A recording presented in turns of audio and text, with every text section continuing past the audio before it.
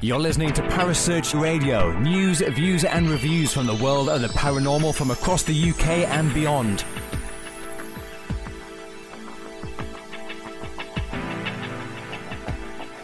Find us on Facebook, Twitter and the World Wide Web. Parasearch UK Radio.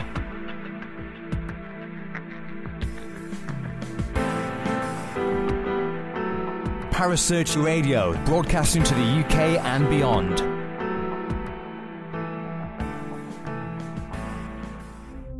The views and opinions expressed by presenters and guests are their own and do not necessarily reflect the official policy or position of Parasearch Radio or its affiliates and sponsors. Listener discretion is advised.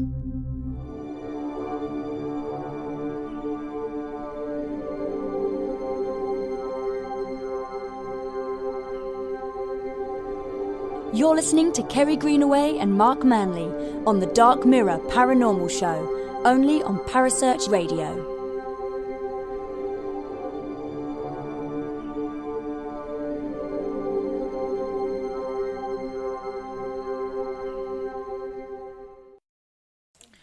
Good evening and welcome to the Dark Mirror Paranormal Show. My name is Kerry Greenaway and it's the Friday night frolicky show. It is the Dark Mirror Show. Now in the studio tonight I am joined by the lovely Carl Hutchinson. Good evening, Carl. Good evening, Kerry. How the devil are you this evening? I don't even want to talk about how I feel right now, thanks. Okay, I'm glad we're off that one. All I want to say is I want to tell people, think about the people that are working still and working long hours in retail at this moment in time, trying to help you get the perfect Christmas present. And it's not our fault if we don't have it in stock. All I'm saying on the subject. It's been a hell of a day. And our rather amazing person that's on live tonight with us is... Yes, we have the lovely Jamie Krashna. Good evening, Jamie. Hello, everyone. It's nice to be back. Thank you for having me. Thank you, Carl. Thank you, Kerry. And Mark, at some point, will be joining us when he sorts his audio out. Yes, he will. Let's hope. Fingers crossed, anyway, right, yes. Guys? Yes, absolutely. We have everything crossed over here. We are crossing everything, well...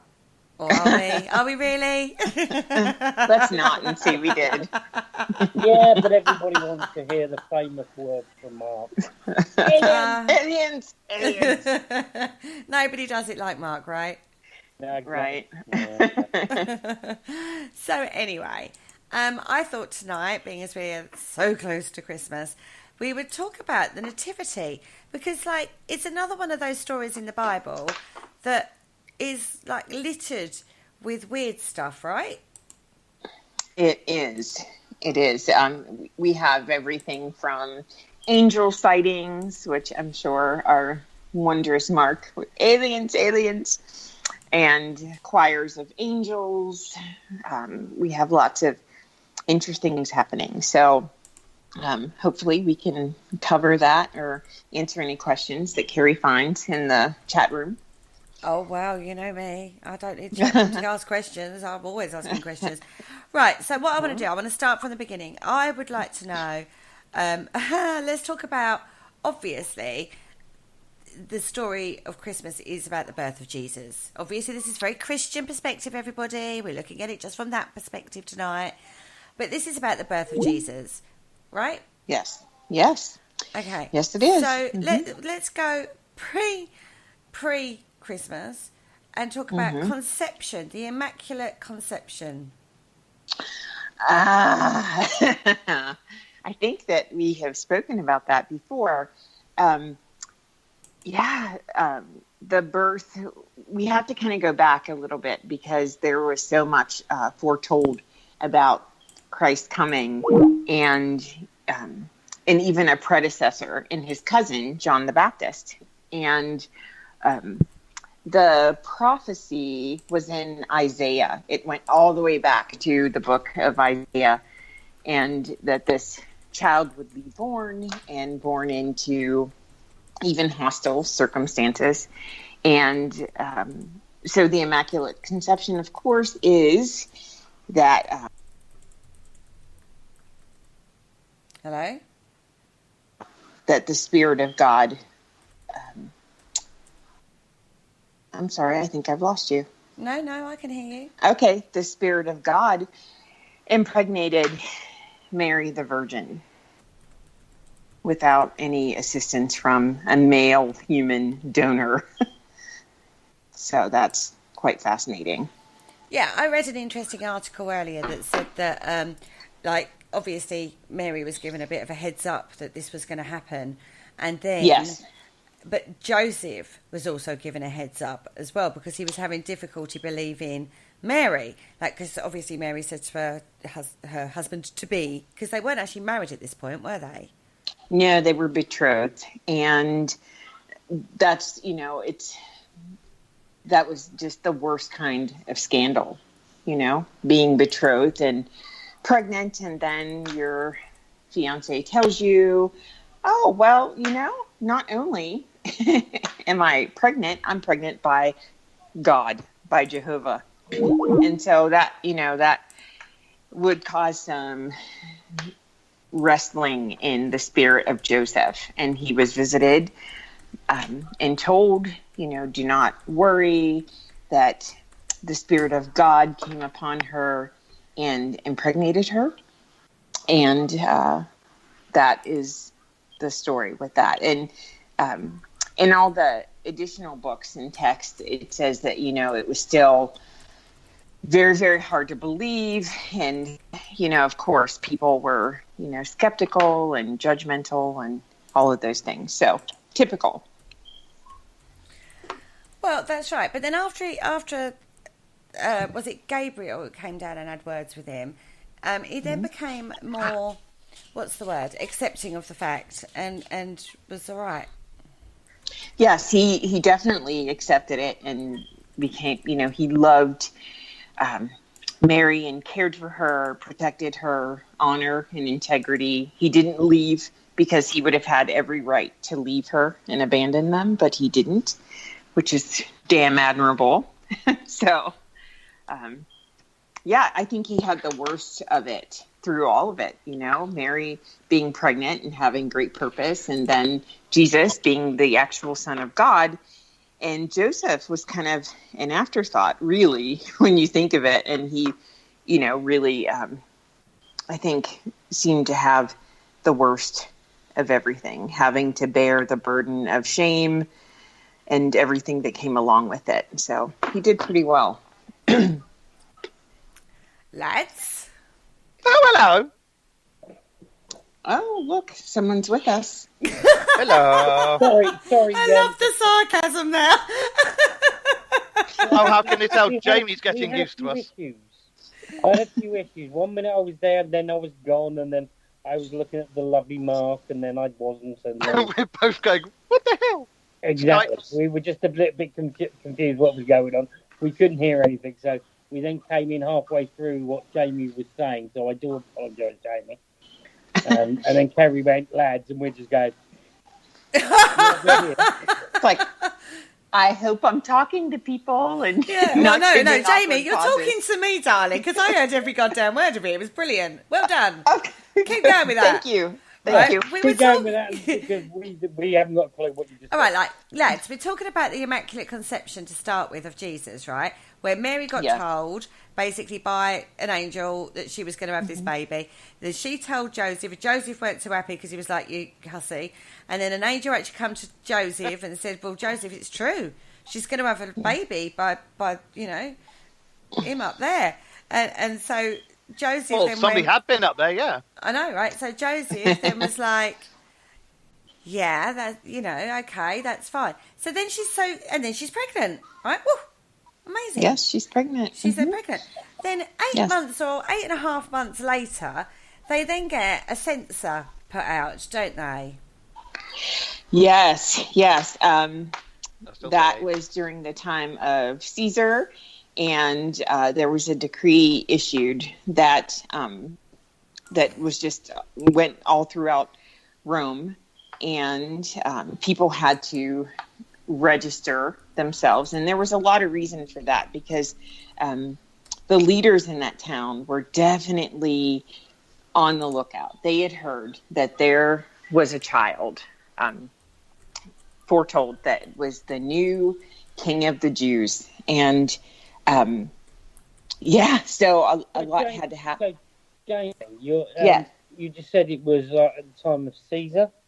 Yeah, in He those makes a- days, Caesar issued the decree. Where does Herod come into it then?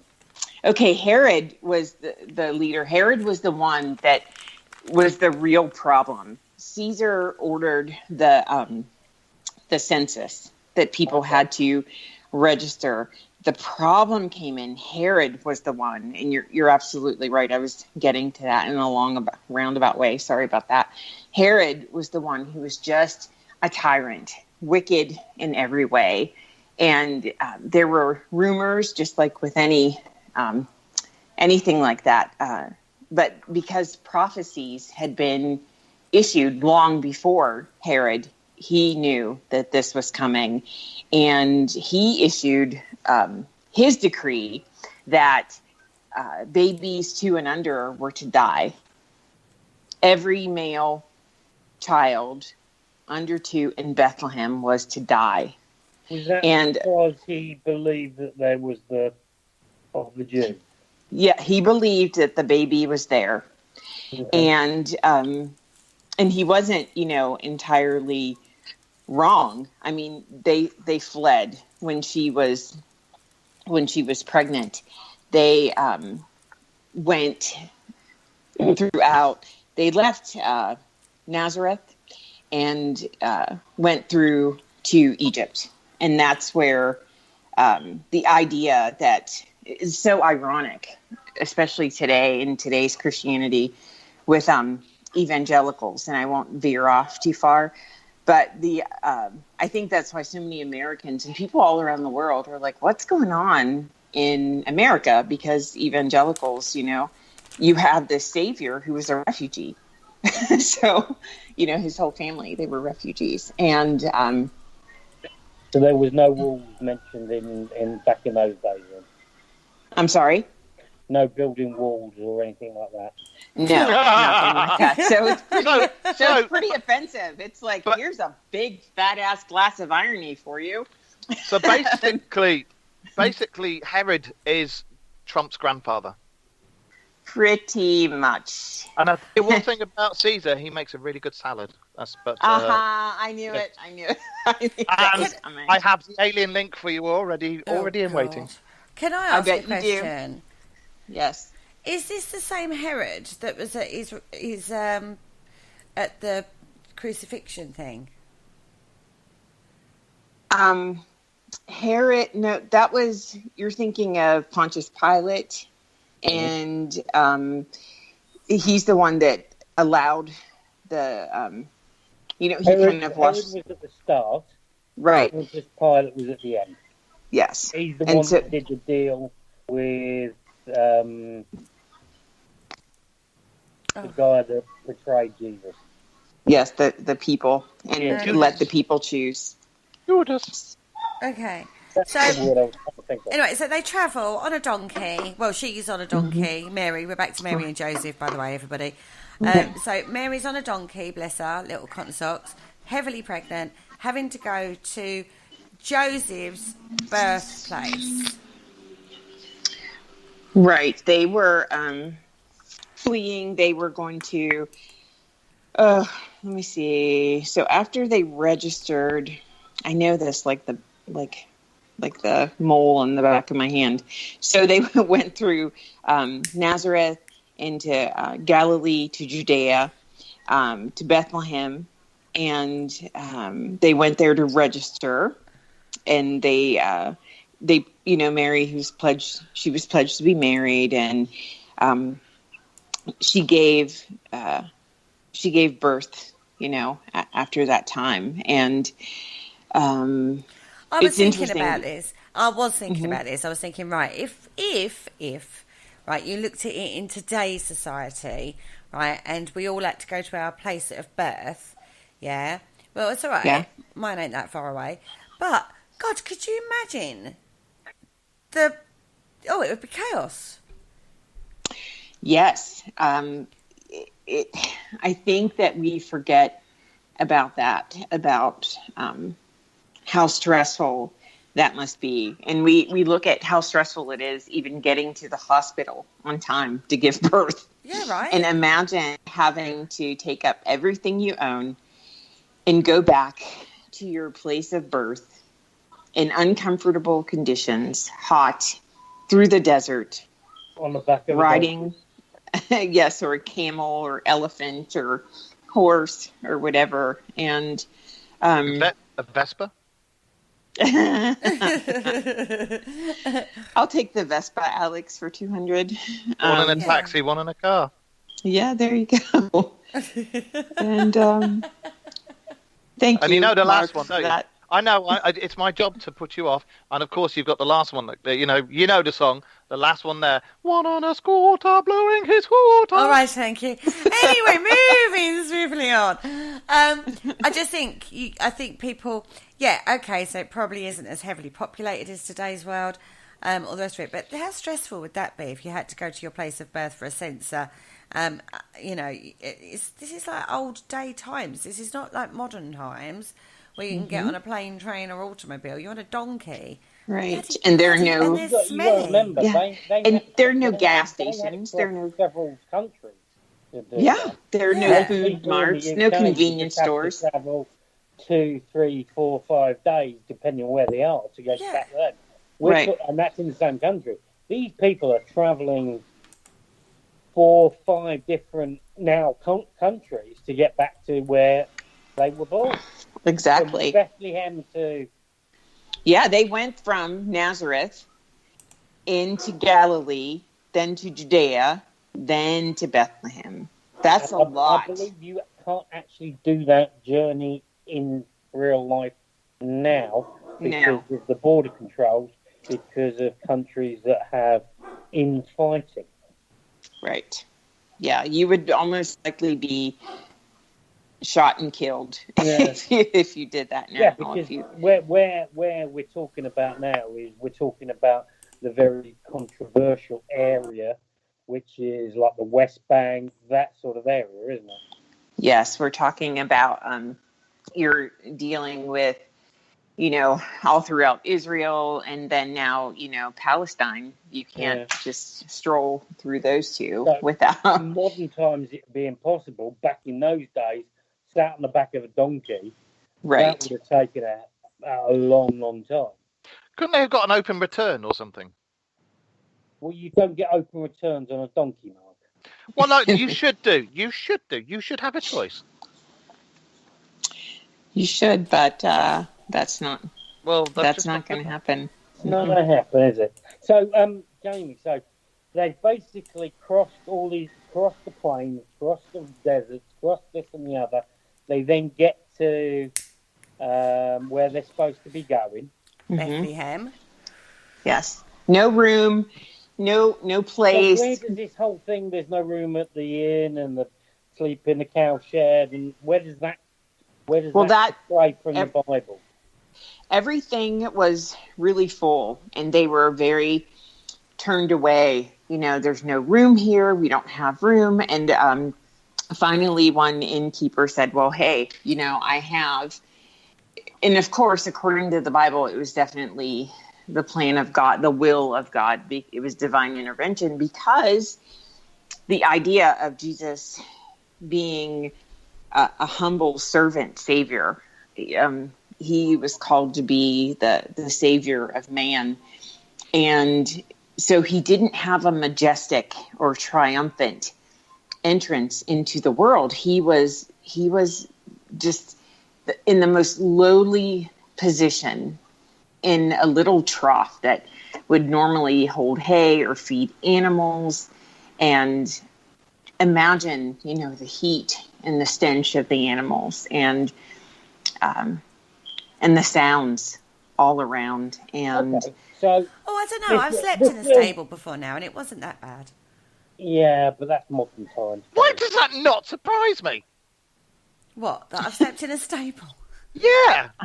I've slept in some strange places too in my life. Well, exactly, but we're not going to announce it slept on radio, are we? When I've been in a stable. I used to work in a stables. That's why I slept So did in I. one. Did you sleep in a stable? Yeah, I proper Stable, slept. no. You dirty-minded presenters I've got in the studio tonight. I'm the one who said, I slept in a stable. Nobody had any thoughts of horses or anything else like that. It was just you sleeping in the stable, and everybody went, oh, yeah. I know, right? Even the chat room went, God. oh, yeah. Okay, trying to get this back on track. So, this bundle of joy is produced So not used to the Dark Mirror show, are you? in a stable, in a trough. Yes. Where does this whole thing about 3 shepherds, 3 kings... Okay, let me get to that. The shepherds I love the way and he's the wise jumping men. huge segments of this. The shepherds and the wise men are very different, and people often get that confused. So an angel came to the shepherds at night. They were guarding, their flock of animals, and they were, given a warning. Not a warning, but it felt like that. It felt very ominous. An angel of the Lord appeared to them, and so this mark where I can see you coming in with aliens, some kind of presence, because in both books, the story is told in Matthew from a Jewish perspective, and then Luke, which is very, very Greek in his perspective and more evangelical. From a point of view, can you just tell us who was Luke? These were... he was Darth Vader's son. There you go, and with that... We're straight in there with the space links. And there we have. Wait. The nativity of these shepherds. 90% of the human race is destroyed by he was Darth Vader's son. No, Luke was Heathens. a disciple, wasn't he? Luke was a disciple. Yes. Yeah, but Heathens. Was he a different faith to Jesus? Did he have different what? He was like, no, what happened was Jesus went around and collected people, basically, and made them disciples, and Luke was one of them. Different faiths. Well, we're not doing a show on Luke, we're doing a show on the birth of baby Jesus. And you So, have to say, let me the baby Jesus. Let me get back to this.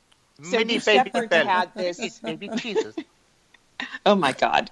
These shepherds, an angel appeared to them, okay? And so they're in both testaments, it says the glory of the Lord shone around them. Testaments.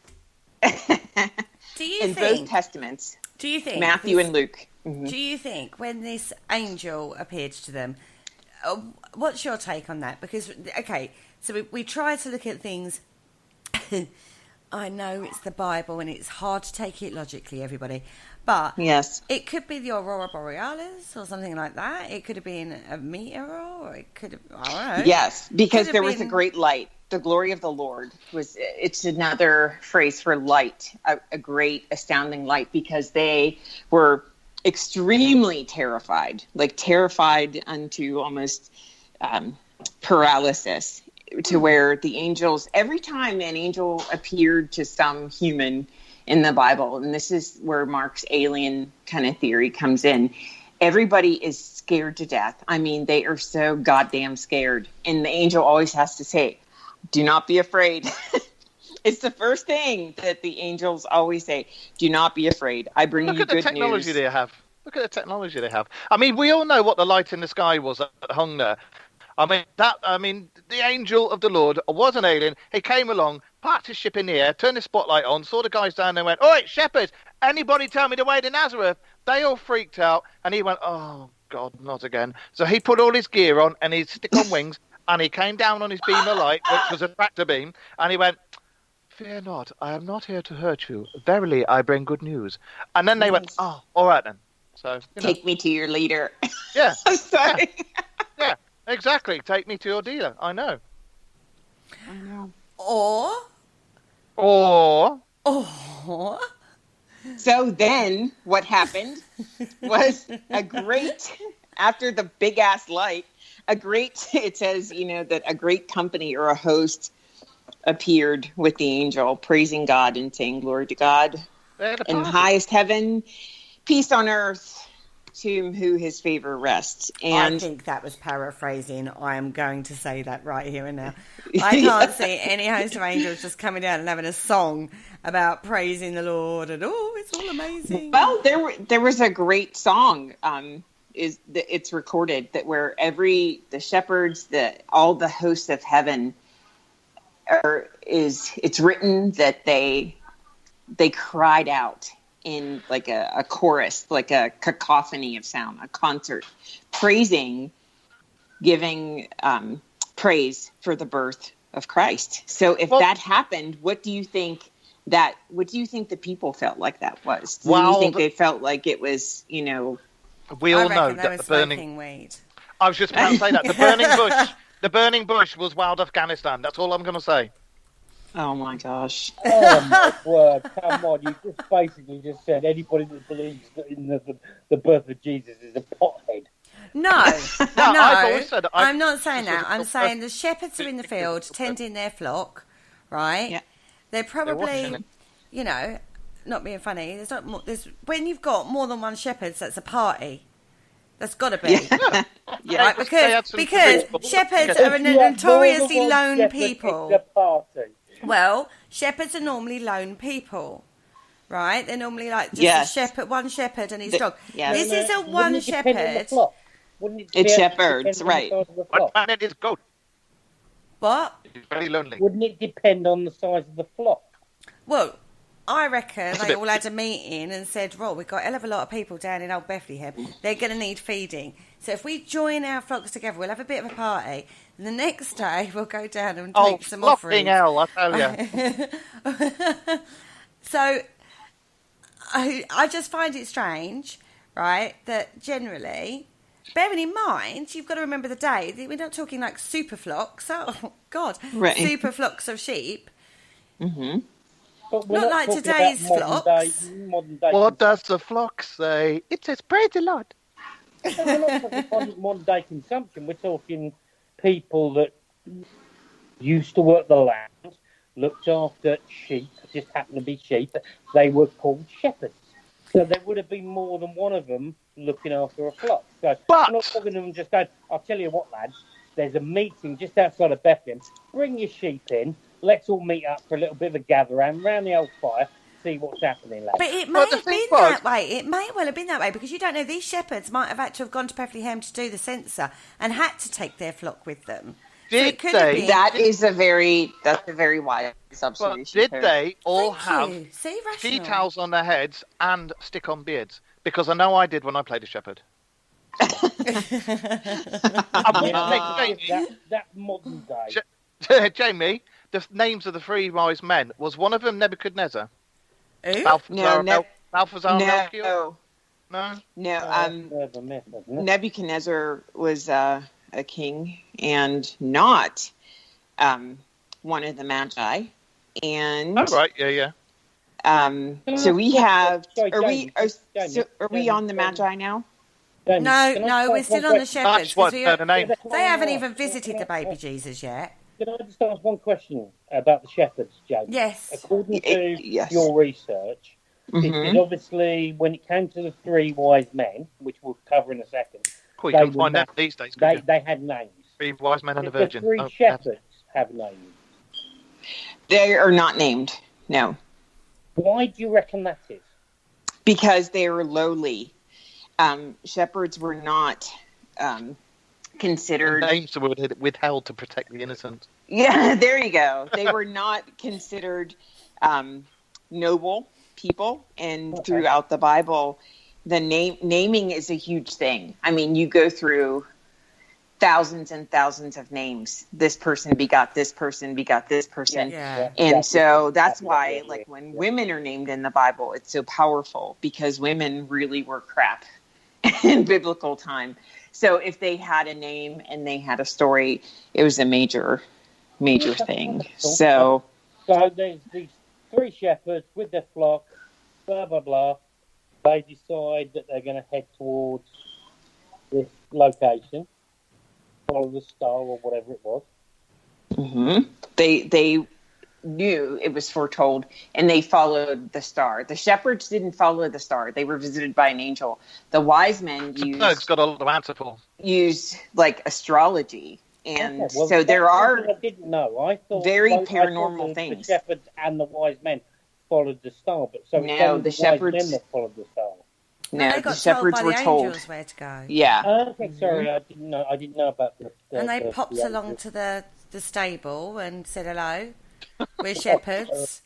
We've come to see the baby Jesus, and oh, there he is, blimey! And then they went off. And you can just see, definitely a baby. Have a present. Congratulations on your birth of your baby, Mary. Bring gifts?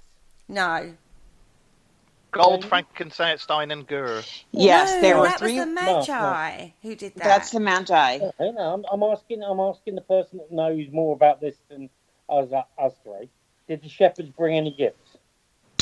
It's not so much recorded that they came to worship into, and it's symbolic because all throughout Christianity, the idea is that the poor are to serve and worship and offer comfort, offer food, those kind of things. So their role was to show how we are to revere Christ.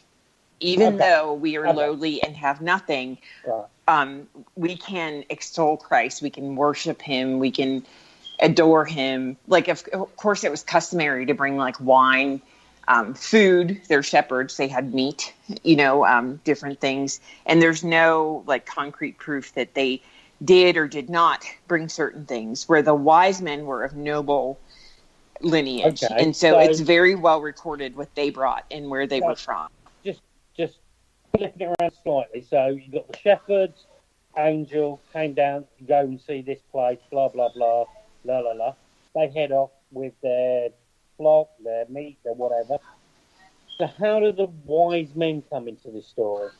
Okay, so they were after the shepherds, because so the backstory on that is that they used the stars. They followed the prophecies, and they followed the patterns of the stars. And that's astrology.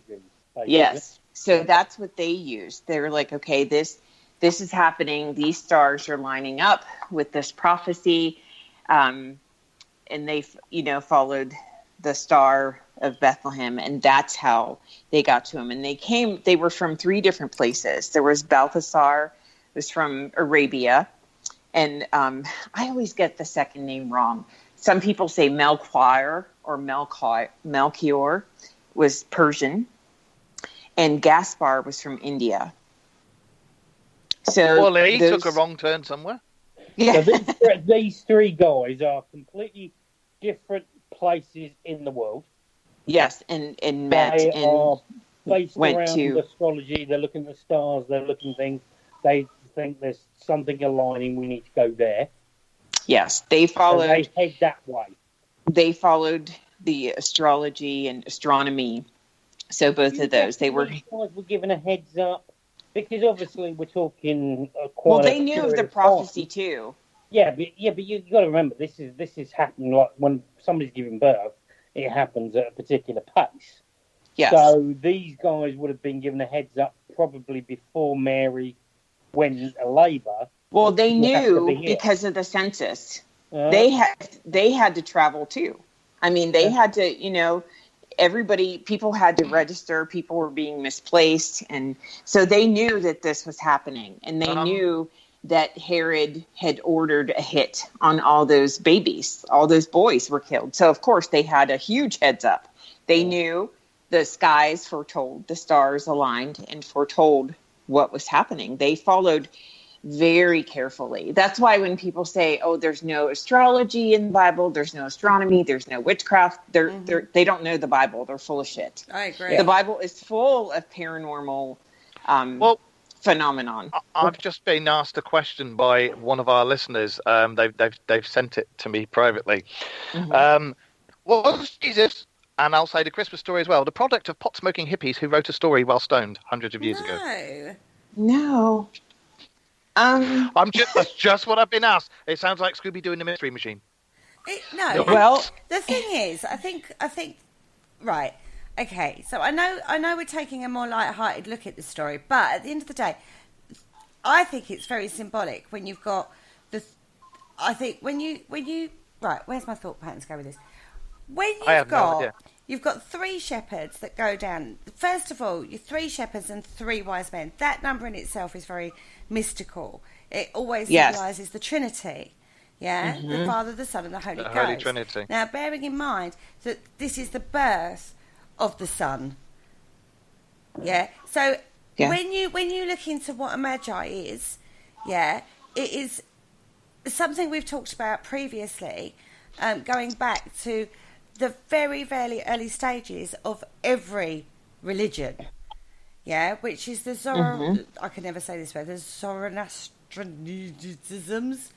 I can't ever say that word, and I do apologise, but it is... Did you just have a stroke when you did that? No, honestly, I'm trying to pronounce it.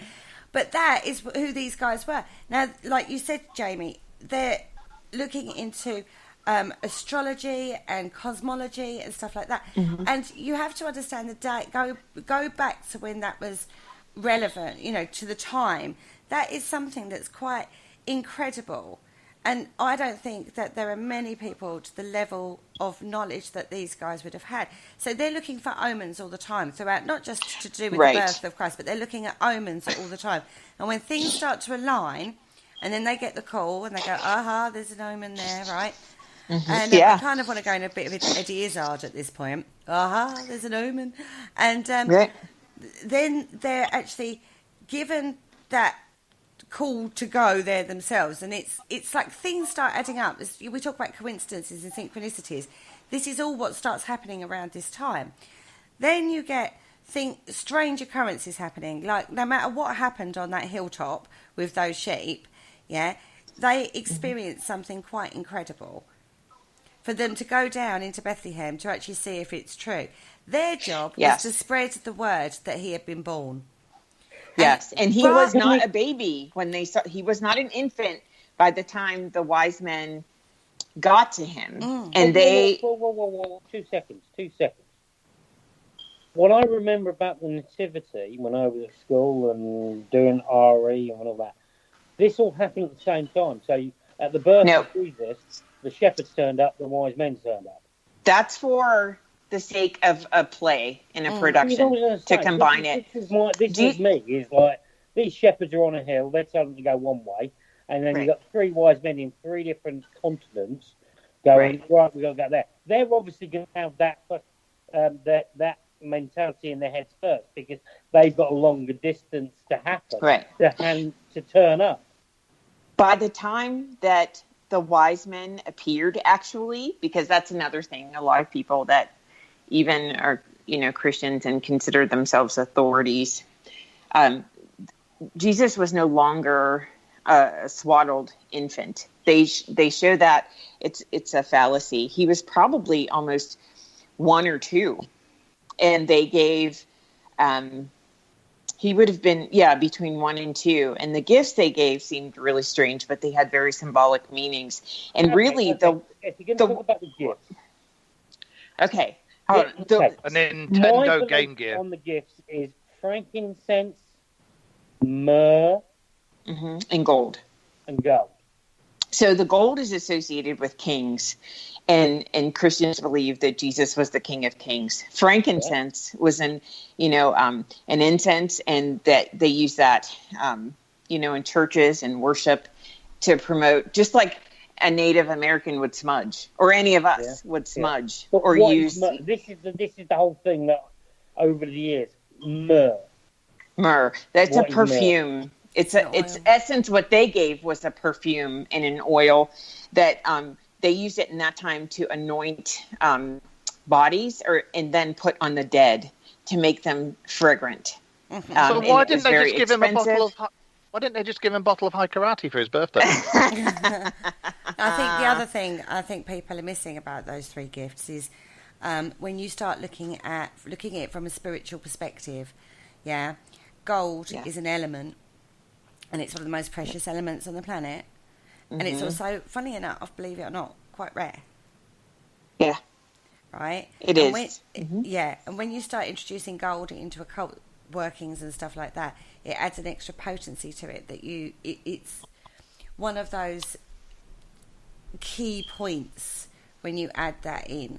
Then you've got frankincense. Now, that is the base of so many like incenses and stuff like that. And if you just burn frankincense in your home, that will cleanse auras and spiritual workings. And, you know, it is in itself. It is I thought very, the villagers very did that. Then myrrh. Yeah, these are very, very paranormal, supernatural kind of elements and myrrh is actually substances. part of a resurrection. Myrrh gets used a lot, as Jean has just said in the chat room. It was like you said as well. It was very, very. See, myrrh nowadays you can get it in gum and stuff like that, whereas this is an oil. It's very expensive, and extremely. That's right. That's right, and that's another factor. None of these gifts that were given were cheap gifts. They were all really for the privileged and the kings. Yes, you know, and very, very, very rare and symbolic in a way. The myrrh was given for a very specific reason because they knew from the prophecy that Jesus had to suffer and die. So that was actually a gift to say, this, we know what's coming. This gold is for your life and prosperity. The incense is for you to like meditate and worship through your service, and the myrrh is for your death. So, and that it's in three things. Again, that whole Trinity, you know, Father, Son, and Holy Spirit. Jamie, can I ask you a little question, please? It's never a little question. And but go ahead. It's kind of. I don't know whether I'm just me being my silly head. You've got these three wise men. Which continents are they from? Okay, we have Arabia, Persia, and India. And so really, and they were... Who brought what? Pardon? Who brought what? Okay, I do know this. Okay,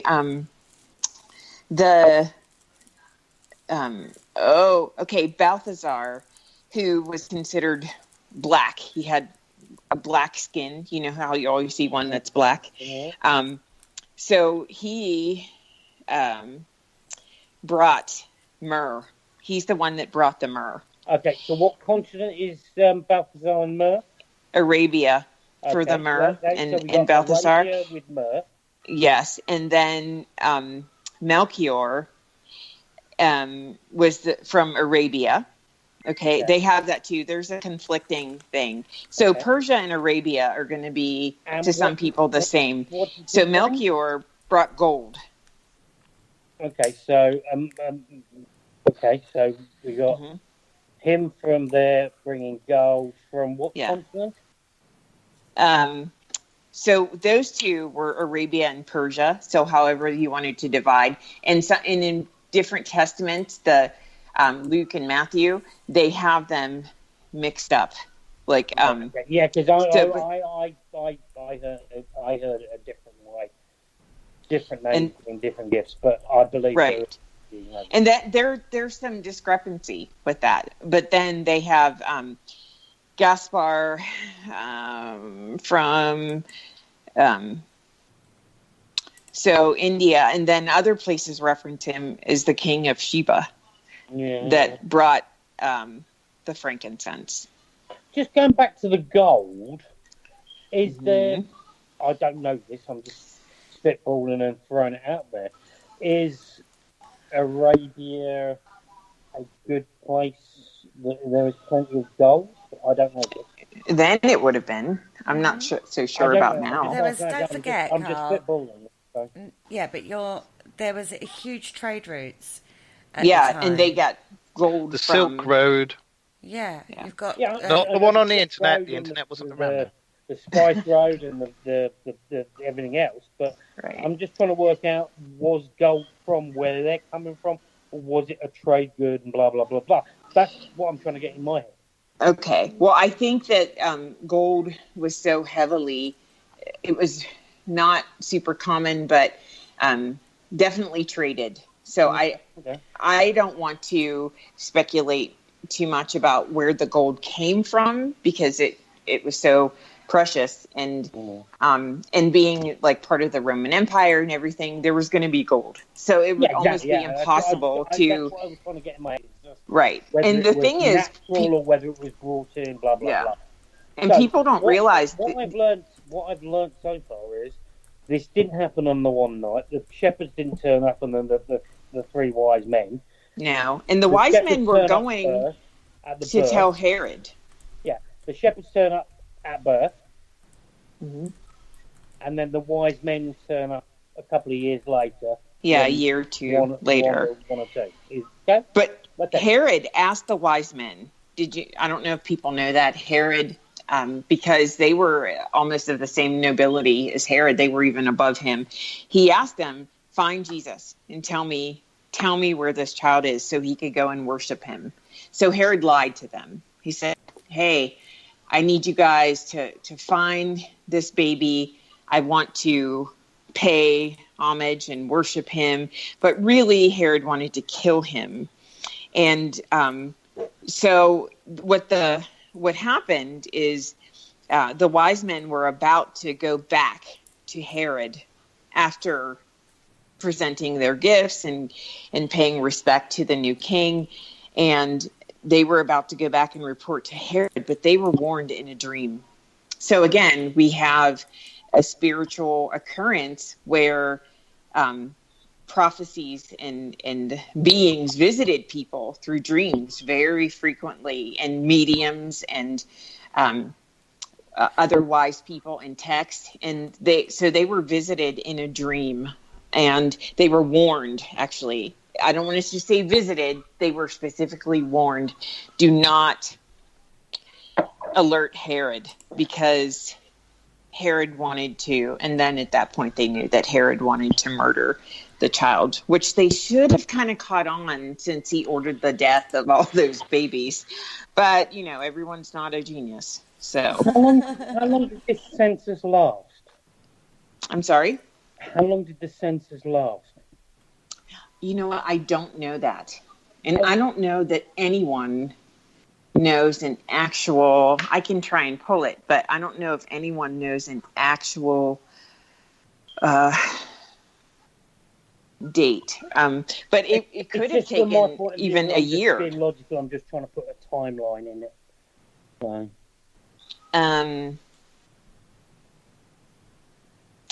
Okay, so let me see. It doesn't really matter, because we're talking about the Christmas story, so that's not really that relevant. What we want to look at really is the more mystical side of it, because it is a story that has got many facets, like you said, Jamie. You've got angels coming down, you've got visions, you've got people coming through in dreams, you've got omens, you've got astrology, you've got so much going on in this story, haven't you? That it's kind of like, even in a nativity, it's accepted. It's just accepted. An angel came down from heaven above, and that's something that's sort of like just accepted. No one questions that. And there are various theories about this throughout time, isn't there, Mark? Yeah, I was just thinking Krista Berg's got a lot to answer to. But I mean, before, people have said this could possibly be ancient alien visitor. Yeah. There is a lot to say about that, because there's not just a Christmas story, and not just down in the Bible, but there are a lot of records from various religions about that particular time when there was this, and I will use inverted brackets, star in the sky that hovered and then moved and then hung over something else and then hovered and moved, and it was reported in quite a few things. So, I don't know back then if they had any helicopters, but I don't think they did. The problem is, we're taking a story from which has been written, which is ancient. There are no records to back up any of this, is there? Not only written accounts like Luke's. There's not actual hello, I was there and I saw this. It was blah, blah, blah. No, there's none of that because, I mean, let's face it, even the Bible's a load of stories written by people hundreds of years later. So, yes, you know. in different times. Exactly. And there's no existing records of the censor that we can go and check facts to, like there would be, like even looking at the Doomsday Book, that is a censor that we can refer to, you know. And that's the problem with this, isn't it? But it is the same throughout the whole of the Bible because these are ancient stories that are told, retold, time and time again. Well, that's what they say. The Bible's the greatest story ever told, and you know my opinion on all that sort of thing. It's a set of rules to control man. Yes, and census there in that time was definitely about taxation and money. So it wasn't a time where they were just, let's count the people and look at our economy. You know, it was about money. You paid money, and I'm imagining, I'm almost certain that there were like steep consequences. You know, if you couldn't pay that, people were jailed and everything else. When it was about taxation more so than counting people. Definitely, but also I think personally myself that with as somebody's just pointed out as well, they're on the same wavelength as me. A lot of the stories, especially the Christmas story, like the light in the sky and this, that, and the other, are they interpreted because at the time they didn't understand it, they didn't know what it was and this, that, and the other. And us enlightened folks these days, we would go, oh look, it's a TR3B, or oh look, it's a Venusian or something like that. You know, and if somebody came and appeared before us and said, "Ha, I wear a silver suit and I've come to tell you words of the Lord," we'd be like, "All right, Dave, take that silly suit off. You look silly, mate." I have to say, I still think in this day and age, if you was sort of sitting up on a hill looking after sheep, if you was a shepherd, for example, and you had an experience like that, it would scare the life out of you. Even you'd leave a ridge in the hills.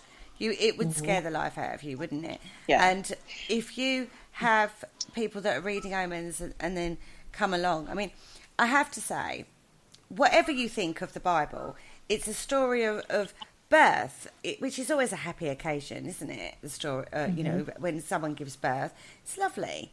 You know, it's like, it's a baby, and look at me, and hope, and you know, it's a very special time for whoever. But now this is the birth of Christ. This isn't just anybody. This is the birth of Christ. And so, although it's been distilled down and we don't know real true life accounts and we're only taking the Bible as a point of reference for tonight's show, it's played out in schools all across many countries. And often the children make it extra special because they bring their own kind of... Christmas isn't Christmas until you've seen a crying shepherd. Well, yeah, kind of, really. Yeah, I mean, I don't want to discount that the people were completely, yes, they didn't have our type of technology and understanding and science, but throughout biblical history, if you pay very close attention, which is so interesting now because so many people that are Christians, especially evangelical Christians, they shun anything that has to do with numerology, astrology, anything that looks paranormal, witchcraft, mediums, whatever, they shun it. But that was science during the time of the Bible. Those were the wise people. And kings, God's people, relied on witches. They relied on mediums. They relied on people having psychic dreams, prophets. So I get a little bit agitated when people are so harsh. I know that before I left the church altogether, people were very leery of me because of my ways and beliefs. They were very put off, and they said, "You're dabbling in the devil's religion. You're evil. You're a witch. You're all these things." And it's like, well, no, these are, just like different people. You say different people have spiritual gifts in the church. Well, not everybody's gifts come by way of the church. If that's the case, how do you explain people that get up in a church and speak in tongues or have dreams? Aren't they divining? Aren't they doing witchcraft? Aren't they doing? Yeah, that's a whole different shit show. But I just think, they say, no consulting the stars, no consulting, but everybody does it. It's a science. And I get very, very pissed when people say, oh, there's nothing, supernatural in the Bible. And I'm like, you want to bet? That's telling me you haven't read the Bible. The whole thing's full of it. Everything is supernatural in the Bible. One thing I will say is my cue in religion. Religion starts far too many wars. There's always my God is better than your God. And at the end of the day, we're all talking and believing in an invisible man who hasn't come down and spoken to us for a long time. And I think it's very, very silly that most religious people, I find, are very condescending to, people who necessarily aren't religious per se, but are spiritual. Because I've got a lot of friends like Kerry and myself and you and that. I'm not religious at all, but I am spiritual. Kerry, spiritual. She'd be classed as a witch because of her powers. I'd be classed as a nut job. But at the end of the day, God never really sort of did like mass talks. Do you know what I mean? He always would appear or talk through in a different way. It never was sort of a whole conference, God conference, did he? Yeah. It was never. Well, he didn't have Skype then, did he?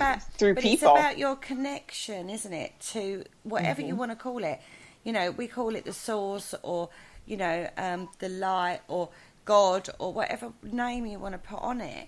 It's the same thing, no matter what religion you are. They all talk about a higher plane, power or element. Yeah, exactly. That's So right. why are they always condescending and belittling of any other religion and people don't believe it? How did they, if they don't believe in consulting spirits, another dimension, then how do they get any message from God? If everything is evil and prohibited, how do they learn about God? If God's not popping down on the earth to say, here I am strolling through. Jesus was the last example of that. And so if everything is wicked and prohibited, how do they get message? How do they have prophets? And how do they have evangelists? How do they have people that give prophecy? The church is heavily based off prophecy. Exactly. It's all right for them. It's their religion. So they're people who say, oh, I just spoke to God. They can go, oh, really? Did you? But if somebody like Joe Bloggs down the road went, oh, guess what? I just spoke to somebody who said he was God. They'd be like, burn him! Exactly. Now, I have like a thing where I bring a lot of healing to people through touch and kind of divining what's wrong with them. And so that's a big thing. It's like, well, the church recognizes you as a healer. But the minute that I would do something that the church couldn't capitalize or profit off of, you're a witch and we're going to excommunicate you because you're not following the profitable way to heal. Like we want to exploit your gifts for money. If you're doing this for free, it's witchcraft. If you're doing it in the church, and the church is getting spiritual blessings, that's the will of God. Yeah, they're not getting their arms, so they're not happy. And I've got one thing I have to add, and I haven't done this for a little while, is the Christmas story. I think at the end of the day, the Christmas story is a magical, special thing, especially when you're a young kid and you're doing the nativity. And I think it should stay and be kept like that because it is a magical time. But I've just got one thing to say about that light in the sky, and that's aliens. And there you go. And on that note, we've actually come to the end of the Dark Mirror show, believe it or not. That was... I got it in there! Yeah, we knew you would tonight. We knew you would. Now, don't forget, guys, the last show of the year is on Sunday evening, going live at 9 o'clock. It is the Parasearch Radio Christmas party. So don't forget, join us there. We then have a break until the 7th of January. We are taking a couple of weeks off. So if you miss any of our shows or you get Parasearch withdrawal symptoms, don't forget, go over to our YouTube channel, click like, share and subscribe, and you can catch up with all of the past shows that we've done over the last year. If you want to listen back further, then go over to Archive Parasearch. That's got some old shows on there that we all did, and some many great guests. That's when Mark had hair. Sorry, Carl? That's when Mark had hair. What are you talking about? I've never had hair. archive Parasearch, which has got some of our old shows on there. We are also on Podbean. We are also on SoundCloud. And, of course, you can catch up with us all over on the Parasearch Radio group page and like page over on Facebook. And don't forget, we're also on Twitter. And guess what we're called on Twitter? The twits. Dark Mirror. Parasearch Radio is where we're going with that one. My God, everybody. Yes. I'm just talking about our show. Oh my God. Our show's the Dark Mirror show. Thank you so much for joining us tonight, Jamie, and for trying to bring some sense into the room on the Christmas story. On that note, Merry Christmas, darling. Thank you all. Can I just say, Jamie, you got to come back because you're more than welcome on here anytime. And also, I'm just like to say, I was made a granddad 2 or 3 weeks ago, and I'm going down on Monday, Christmas Eve, and spending Christmas down there with my missus and daughters, and I'm going to see my granddaughter for the first time. Congratulations, my friend. Thank you. So there you go, Christmas birth. And Cakes and frankincense. And don't forget the gold. Yes, gold. No, I thought the villagers killed Frankenstein. And on that note, thank you so much for listening. Say good night, guys. Good night, guys. Aliens! There you go. Thank you for listening. Don't forget to join us for more shows throughout the week. Find us on Facebook, Twitter, and the World Wide Web to keep up to date with all the shows right here on Parasearch Radio.